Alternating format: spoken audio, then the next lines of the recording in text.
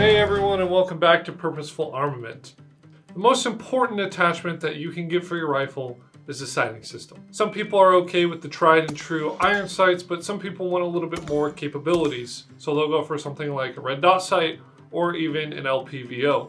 Does the primary arms PLX Compact 1-8 offer additional versatility, and is it one of the best LPVOs that you can buy today? We'll answer all of that in this review of the PLX Compact. So we're going to talk about some of the specs and features of this optic. We'll then jump into the fit and finish, the controls, the glass quality, the durability, and then finally we'll end out the video with some of the cons. So let's start out with some of the specs and features before we get into our opinion on this LPVO. So the eye relief is going to be 3.2 on 1x and it's going to be around 3.7 on 8x. The overall length of the optic itself is 9.28 inches. The field of view is 121 feet on 1x, and it goes down to 14.6 feet on 8x. The tube diameter is 30 millimeters. Here's the real kicker and selling point of this LPVO. The weight without a mount is going to be 16.95 ounces, which is incredibly light. If you want to see a full spec sheet, you can check out Primary Arms. I'll drop a link in the description below to the specific optic that we have shown in this video, and you can check out all of the specs for yourself. The ones that I shared in this video are what I think are kind of the most important ones. Keep in mind that this optic offers a couple different reticle styles. They have a Raptor reticle, which is a bullet drop compensator. Now, personally for me, I prefer the mils over the bullet drop compensator. That's just all personal preference though. The functionality of the optic doesn't change depending on your reticle. I just prefer to have more of a Christmas tree style reticle. The fit and finish on this optic is amazing, and that should be pretty obvious given the price tag of $1,500 for the optic and also the manufacturer, Primary Arms. The coating is quite durable. I've had this optic for over 6 months across 2 different rifles, and while I don't drag my rifles through gravel and mud, I'm also not very easy on them. So the finish has held up quite well over those months of abuse. The fitment of all of the controls is very robust and very smooth. The magnification dial is nice and smooth, but also stiff enough that you're not going to accidentally bump it on anything and change your magnification. The turrets and turret caps themselves are both very nice and are also incredibly smooth. And all of the turret caps stay nice and tight, which should be expected on a $1,500 optic. And the turrets are very smooth 0.1 MOA clicks. And again, the illumination dial is very smooth, but it's also very stiff so that you don't accidentally turn it on whenever you don't mean to. And one of my favorite features on this rifle is between each on position on your illumination dial, you have an off position, as you can see here. So you can have it off as it currently is, and you can easily turn it on with just one click, and then off again with one click. This allows you to quickly access the illumination setting that you need, and you don't have to crank through a bunch of different settings like you would on, say, a red dot. Let's talk a little bit more about the controls. All of the controls are very, very easy to manipulate. Everything has great knurling, from the turrets to the turret caps to the illumination dial to the magnification dial, so that you can get maximum grip in any condition. The knob that comes pre-attached to the PLX right here is not too large and not too small. I like that because it's large enough that you can easily manipulate it and easily identify what setting you're on just from looking down your optic, but it's not so large that it's going to snag on your gear or terrain as you're using the optic. Although anything hanging off of your gun does have the potential to snag on your gear. So let's talk about the glass quality. So you're going to see some photographs of the glass, and it is absolutely pristine. It is insane, and in my opinion, it is some of the clearest glass that I have seen on an LPVO. There is no, or at least very, very, very little discoloration or distortion on any of the settings on the optic. Everything is crisp, including the reticle on 1x and all the way up to 8x. Everything remains clear no matter what part of the magnification spectrum you're on. And for your information, in some of these clips, you are seeing the highest illumination setting possible in direct sunlight. Now, durability on this optic is actually pretty good. After I finish talking about the durability, we're going to show you a video of us dropping this optic from different angles and heights onto the ground, and it remaining zero the entire time. Now, I will admit that about 7 or so months of having this optic isn't a good test of its durability, but from what we saw during this drop test, it can at least withstand some pretty significant drops. Now, will it withstand consistent abuse over time? That remains to be seen.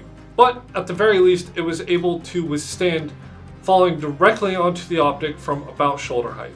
This is the PLX C by Premier Arms. It is my favorite optic right now, but did have one thing happen last time I was at the range. It came unzeroed. Don't know how. I don't know if it was banging around the back of my car or I maybe spun the dial in my sleep, but I don't know. I'm going to test it. I re-zeroed it. I'm going to shoot a group. Then I'm going to come back here, let the rifle fall over as if I had like placed it up on the barrel and it tipped. See if that makes it come unzeroed. If that does not, I will drop it from shoulder height.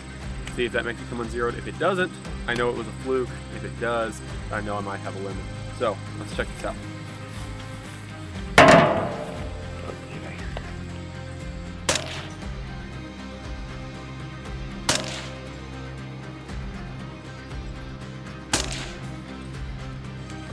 Okay, that seems on. We're gonna circle the group real quick. And I pulled the first shot to the right a little bit. So this press to the left was me. It was me as a shooter. So the gun is zeroed. I'm gonna circle this group. I'll say if I had it braced up here, let it go. Sucks.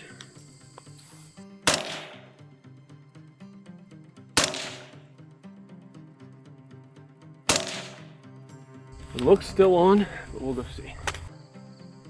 I don't think so, but could be the ammo because these are in the same location. But let's see here.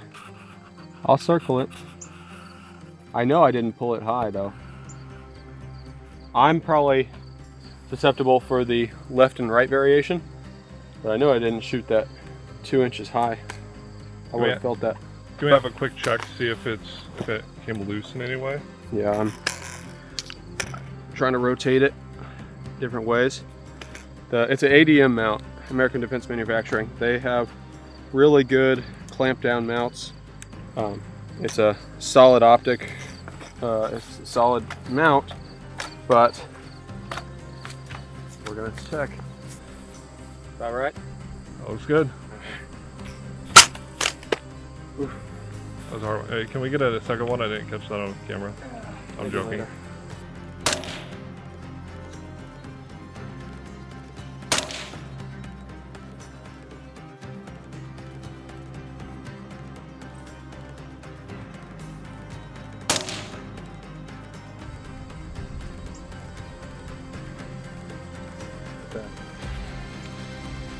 I think it stayed.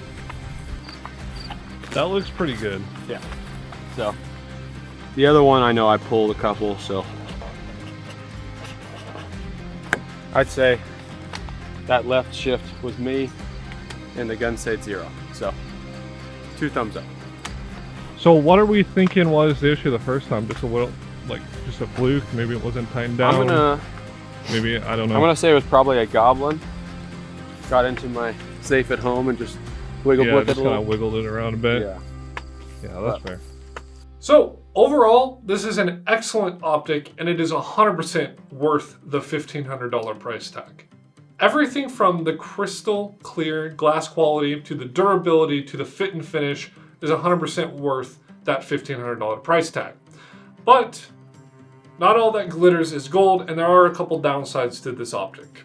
Now, there are really only 2 cons that I've noticed from using this rifle.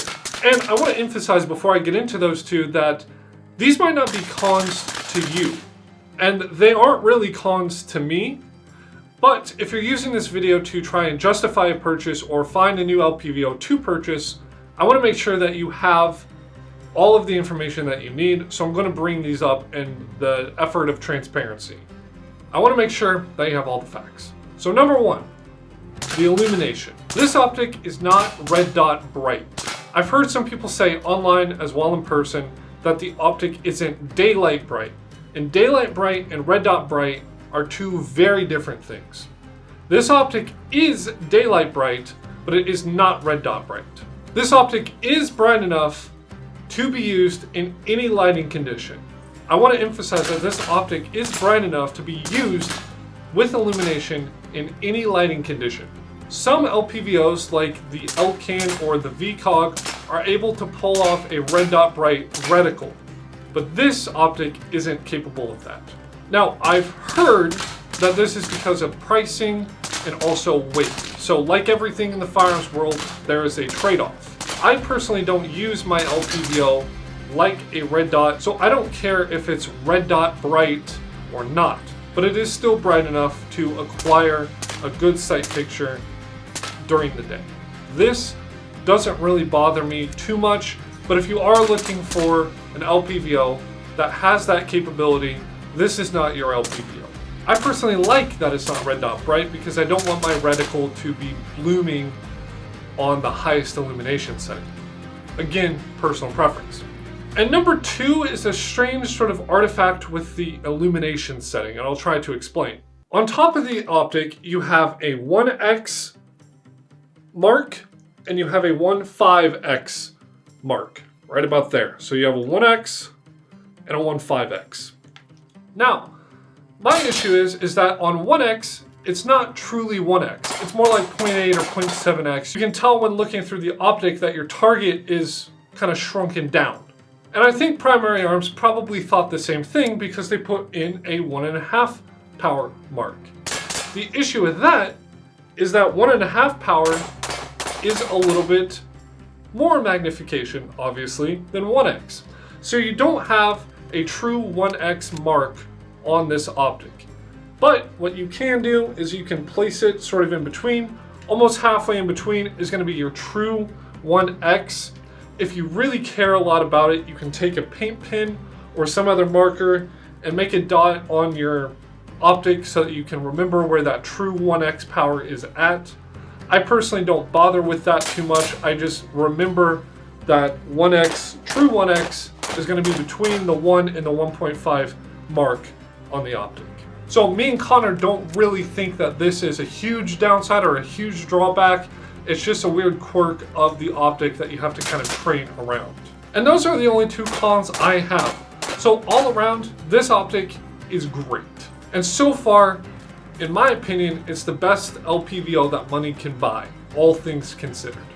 And I truly think that it beats out some other more expensive optics as well. You would really be hard pressed to find another LPVO that's going to perform similarly to this at this price point. I hope that you guys enjoyed the video and hopefully it was insightful for you so you can understand a little bit more about this particular LPVO.